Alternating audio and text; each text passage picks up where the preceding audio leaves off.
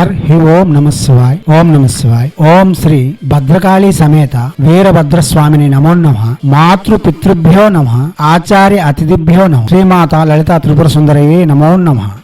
శివశక్తి స్వరూపులారా, మన కాలభైరవ మంత్ర ప్రవాహంలో చాలా మంత్రాలు ఇప్పటికే చెప్పి ఉన్నాం. ఇక ఒక్కొక్క ప్రసంగంలో 5-6 మంత్రములు చెబుదాం. ఇప్పుడు మనం గ్రహదోష నివారణకు, వివాహ సిద్ధికి, సర్వ విఘ్న నివారణకు, విష నివారణకు, అపవాదులు అపకీర్తి పోవుటకు కాలభైరవుని యొక్క 5 మంత్రములు ఈ ఒక్క ప్రసంగంలో చెబుదాం. ప్రసంగంలోని వినండి, అవగాహన పెంచుకోండి, జపములకు ఉపక్రమించండి. మీ ఆవశ్యకతను అనుసరించి జపములు చేసుకోండి. ఇప్పుడు చెప్పబోయే కాలభైరవ మంత్రములు ఏవైనా సరే ప్రతిరోజు ఉదయం లేచి సుస్నాతులై శుచి శుభ్రతలు పాటిస్తూ శివునికి తదేక ధ్యానంతో పూజిస్తూ కాలభైరవ మంత్రం ఏదైనా సరే ఒక 108 జపం చేసుకుంటూ ఉంటే చాలు. మనం ఏ మంత్రం చేస్తున్నామో ఆ మంత్రం యొక్క ప్రభావం మనపై పడి ఆ దోషము నివారణ చేయబడుతుంది. అదే ప్రకారంగా ఈ మంత్రములు విధియుక్తంగా చేయాలనుకుంటే కృష్ణపక్ష అష్టమి రోజు ప్రారంభించి 22 రోజులు రోజుకి 8 మాలలు జపం చేసి కాలభైరవుని యొక్క అనుగ్రహంతో సకల దోషముల నుండి బయటపడవచ్చు. ఇంకా విశేషంగా చేయాలంటే తొలి సంధ్య మరు సంధ్య 8 మాలలు అంటే రోజుకు 16 మాలలు 22 రోజులు జపం చేయవచ్చు. ఇంకా విశేషమైన ఫలితం కావాలంటే కాలభైరవుని యొక్క ఏ మంత్రమైనా సరే 1,00,000 జపం పూర్తి చేసి పురస్కరణ విధులు చేసిన వారు తప్పక ఫలితం చూడగలరు. దివ్యాత్మ స్వరూపులారా, ఎర్రని ముదురు చందనపు వస్త్రములు, తూర్పు ఈశాన్యము ఉత్తర అభిముఖము, రుద్రాక్ష స్ఫటిక రక్త చందనపు మాల మరియు ఎర్రని హకిక్ మాల శ్రేయోదాయకం. మద్యపానం మాంసభక్షణ పరస్త్రీ వ్యామోహము నిషేధించి ఇదే స్త్రీమూర్తులు చేయాలంటే పరపురుషునియందు ధ్యాస కూడా ఉంచుకుంటా చేయవలసి ఉంటుంది. ఈ మంత్రములు పూర్తి చేసుకున్న తర్వాత ఇదే మంత్రముతో ఎటువంటి ఆపద నుండి అతి సునాయాసంగా బయటపడవచ్చు. ముందు గ్రహదోష నివారణకు కాలభైరవ మంత్రము. గ్రహదోషములు ఉండడం వలన సకల ఇబ్బందులు ప్రారంభమవుతాయి. ఇంతకు ముందు జ్యోతిష శాస్త్రం జాతక శాస్త్రంలో కూడా చెప్పి ఉన్నాం. ఒక మనిషికి రుగ్మత కలిగినప్పుడు వైద్యుని వద్దకు వెళ్తే రుగ్మత అని చెబుతాడు. భూత వైద్యుని దగ్గరికి వెళ్తే భూతము పట్టుకుందని చెబుతాడు. అదే జ్యోతిష్యుని వద్దకు తీసుకుని వెళ్తే గ్రహదోషం ఉందని చెబుతాడు. ఏది నిజము అంటే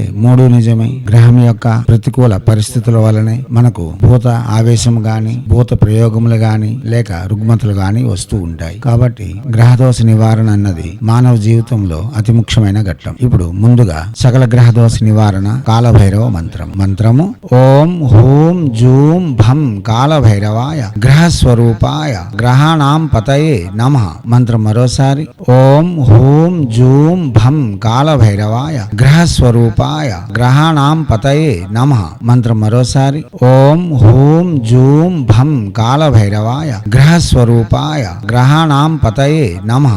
అదే ప్రకారంగా వివాహ సిద్ధికి కాలభైరవుని యొక్క మంత్రం చెప్పుకుందాం. సమయానుకూలంగా మానవ జీవితంలో ప్రతిదీ జరగాలి. ఒకవేళ సమయానుకూలంగా జరగకపోతే జీవితమే అస్తవ్యస్తమై ఒక టైం టేబుల్ లేని ఒక ప్రణాళిక లేని ప్రాజెక్ట్ లా తయారవుతుంది. కాబట్టి ఏ సమయంలో అంటే మన వయసును అనుసరించి శారీరక అవసరములను అనుసరించి మరియు సామాజిక వడంబడిక లోబడి సమయ పాలన అన్నది చాలా ముఖ్యమైన విధానం. దానిలో జీవితం యొక్క సమయ పాలన అతి ముఖ్యమైనది. కాబట్టి ఏ క్షణంలో ఏ సమయంలో కావలసిన ముచ్చట్లు ఆ సమయంలోనే జరగాలి. కాబట్టి వివాహం కూడా సమయానుకూలంగా జరగాలి. లేని ఎడల సమాజంలో చులకనవుతారు. కాగా వారి యొక్క వంశ వృద్ధి వివాహం ఆలస్యం కావడం వలన సంతానం కూడా బలహీనంగాను లేక ఇతర ఇబ్బందులతోనూ కలగడం మనం చూస్తూ ఉంటాం. కాబట్టి ప్రతిదీ సమయానుకూలంగా జరగాలి. వివాహం ఆలస్యం అవుతుంది అన్న స్త్రీ పురుషులు ఎవరైనా సరే ఈ మంత్రమును ముందు మనం చెప్పే విధంగా జపం చేసి వివాహ ప్రాప్తి పొందవచ్చు. ఇప్పుడు వివాహ ప్రాప్తికి కాలభైరవ మంత్రము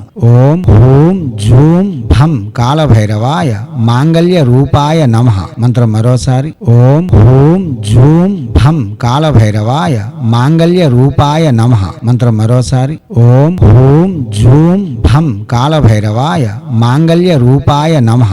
అదే ప్రకారంగా అదే ప్రవాహంలో విఘ్న వినాశక కాలభైరవ మంత్రము చెప్పుకుందాం. మనం ఏ పని చేస్తామన్నా ఆటంకంలో రావడం, ప్రతి పనిలోనూ వ్యతిరేకత కలగడం, ఏమి ప్రారంభిస్తామన్నా సరే విఘ్నాలు కలగడం చూస్తూ ఉంటాం. దానికి మన మనస్సు శరీరము వృత్తిరీత్యా ఇసిగిపోతూ ఉంటాం. మన యొక్క ఓపిక నశిస్తూ ఉంటుంది. ఏ పని సరిగ్గా కాక అలసటకి లోనవుతూ ఉంటాం. విసుగు చిరాకుతో ఇంటి వారిపై కూడా అప్పుడప్పుడు కోప్పడుతూ ఉంటాం. ఇటువంటి పరిస్థితి నుండి బయటపడి సకల విఘ్నములను తొలగి సమయానుకూలంగా పనులు పూర్తి కావాలంటే కాలభైరవుని యొక్క మహత్తర శక్తివంతమైన ఈ మంత్రము పఠించి మనం సకల విఘ్నముల నుండి బయటపడవచ్చు. దివ్యాత్మ స్వరూపులారా, ఇప్పుడు విఘ్న నివారణ మంత్రము ఓం హూం జూం భం కాలభైరవాయ విఘ్న నివారణాయ నమః. మంత్రం మరోసారి ఓం హూం జూం భం కాలభైరవాయ విఘ్న నివారణాయ నమః. మంత్రం మరోసారి ఓం హూం జూం భం కాలభైరవాయ విఘ్న నివారణాయ నమః.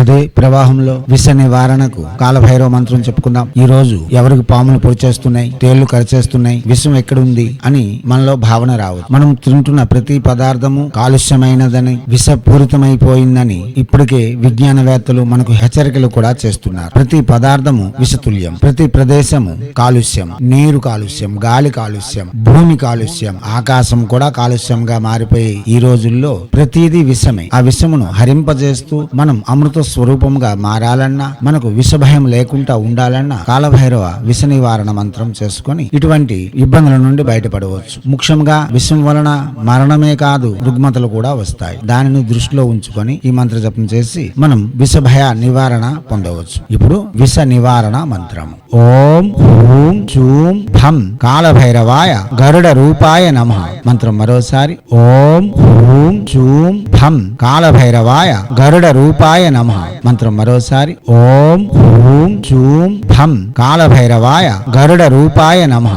దివ్యాత్మ స్వరూపులారా, అదే ప్రవాహంలో అపవాదులు అపకీర్తులు తొలగిపోవడం కోసం కాలభైరవుని యొక్క మంత్రం చెప్పుకుందాం. సమాజంలో జీవిస్తున్న మనం ప్రతి వారు అంటూ ఉంటారు కడుపు కోసమే కష్టపడుతున్నామని. గాని కడుపు కోసం ఒక స్థాయి, రెండవది సంపద కోసం, మూడవది కీర్తి కోసం. కీర్తి కాముకులు ఎన్ని కోట్లున్నా సరే ఇంకా కష్టపడుతూ ఉంటారు, ఇంకా సంపాదన చేస్తూ ఉంటారు. సమాజంలో ఎవరికి ఉండవలసిన గౌరవం వారికి ఉంటుంది. ప్రతి వారు గౌరవనీయులే, గౌరవాన్ని పొందేందుకు అర్హులే. కాబట్టి ఎవరికి ఉండవలసిన గౌరవం వారికి ఉంటుంది. శివరాత్రి రోజు శివాలయ పూజారికి ఉండే గౌరవం ఆఫీసర్కి ఉండే గౌరవం విభిన్నంగా గోచరమవుతూ ఉంటుంది. వారి యొక్క వృత్తిని, వారి యొక్క పనిని లేక వారి యొక్క అలవాట్లను అనుసరించి వారికి గౌరవం లభిస్తూ ఉంటుంది. ఆ గౌరవమే క్షీణించినప్పుడు వారు ఆత్మహత్య చేసుకోవడానికి కూడా వెనగంజ వేయరు. ఎందుకంటే ప్రతి వారు ఎంతో కొంత కీర్తి కాముకులై ఉంటారు. ఆ కీర్తి ప్రతిష్టలు తగ్గినప్పుడు, సమాజంలో గుర్తింపు తగ్గుతున్నప్పుడు, కోల్పోయినప్పుడు జీవనమే ఒక పెద్ద తుదిబండగా భారంగా మారుతూ ఉంటుంది. అటువంటి ఆపదల నుండి బయటపడేందుకు కాలభైరవుని యొక్క